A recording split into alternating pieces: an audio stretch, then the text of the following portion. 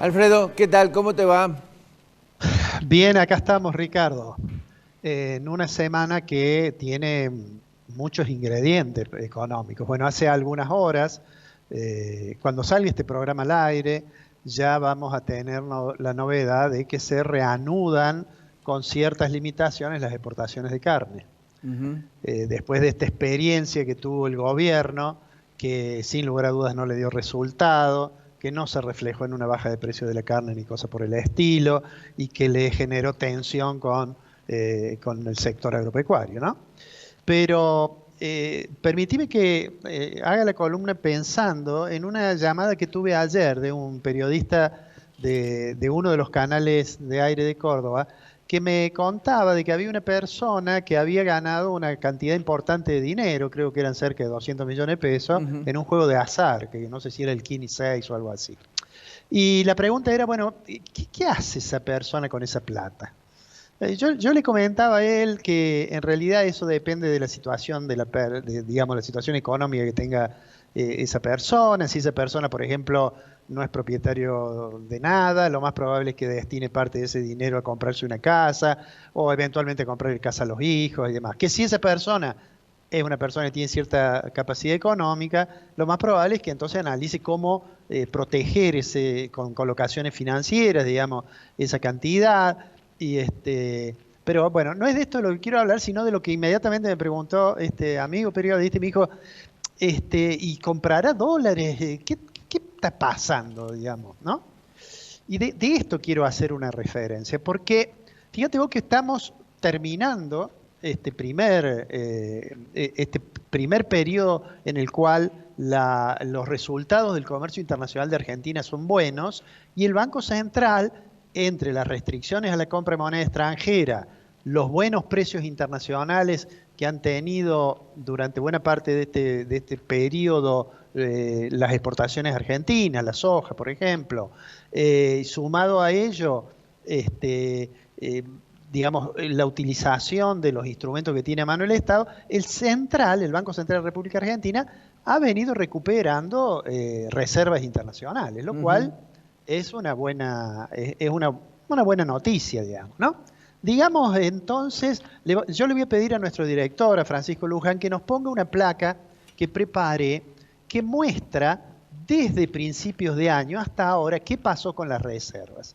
Aunque quizás el gráfico de columna no muestra muy nítidamente el incremento, de hecho, entre el primer día hábil de este año, que fue el 4 de enero, y el último dato que tenemos en el Banco Central, que es del 16 de junio, pasó de tener 39.501 millones de dólares a tener 42.692 millones de dólares. Es decir, el Central ha logrado en este periodo aumentar aproximadamente 3.200 millones de dólares de las reservas, lo cual es una buena noticia para el Banco Central, pero además deberíamos pensar que está bien que esto ocurra porque el segundo semestre probablemente, a pesar de todas las restricciones que hay, probablemente ya no pueda seguir comprando y eventualmente esto pueda reducirse. Además, habría que considerar que por allí, por el mes de agosto aproximadamente, Argentina va a recibir seguramente esos recursos del Fondo Monetario Internacional como derecho especial de giro y eso va a poder reforzar su posición allí de reserva. Pero también va a tener que resolver de alguna manera la situación con el Club de París, verá si a lo mejor algo tiene que pagar. Yo supongo que el ministro Guzmán no coincide con la mirada, por ejemplo, de Kicillof, que mantiene ya hace creo que un año más o menos títulos de la deuda de la provincia de Buenos Aires En default, impagos, ¿no? claro. Entonces, pero Ahora, digo, Alfredo, quiero sí, hacerte una consulta sobre ese cuadro que habían puesto en pantalla. Eh, sí. digamos, los cerealeros han liquidado Sí. mucho más que 3.000 millones.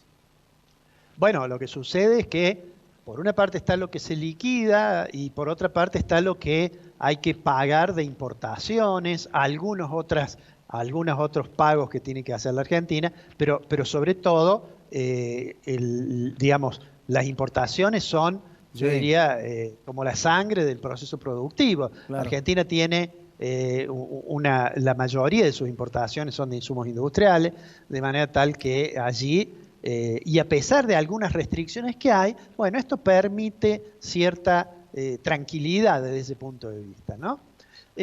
Claro, hay gente que dice, bueno, pero ¿qué pasa si el dólar se empieza a atrasar?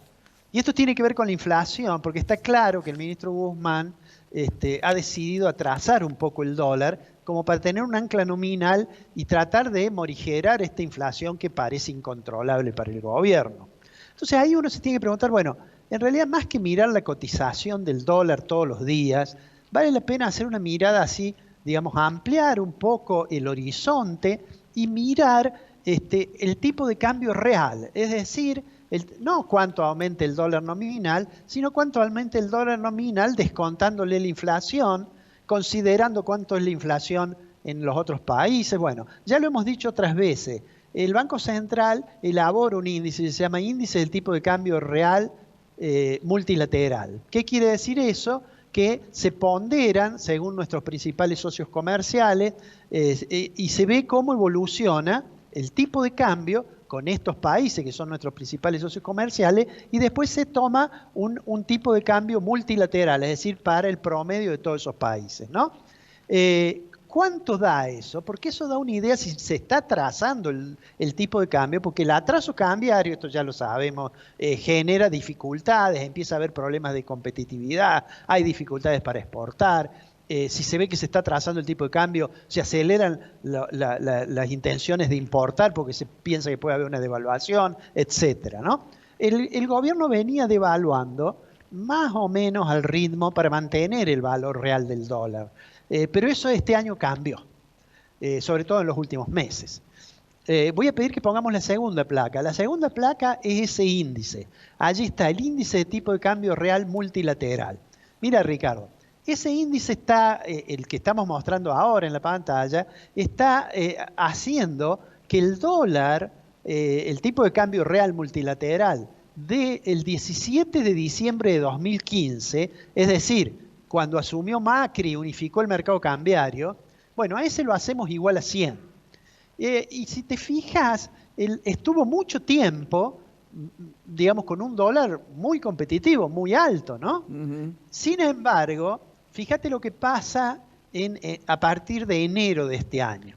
A partir de enero de este año, durante enero, febrero y parte de marzo, principio de marzo, el Banco Central hacía pequeñas devaluaciones, una cosa que se llama en realidad Krogin Peg, ¿no es cierto? Ir devaluando de a poquito para mantener el valor real. O sea que devaluaba por mes más o menos lo que era la inflación. Claro.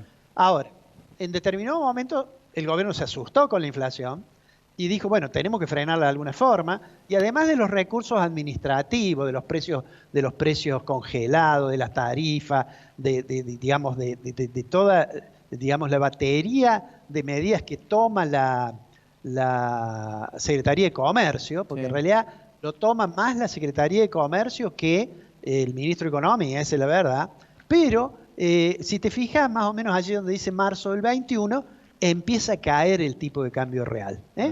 Y empieza a caer, empieza a caer, empieza a caer. Y ahí yo he marcado y he puesto el 18 de junio, es decir, ahora prácticamente. Sin embargo, todavía el tipo de cambio no está atrasado.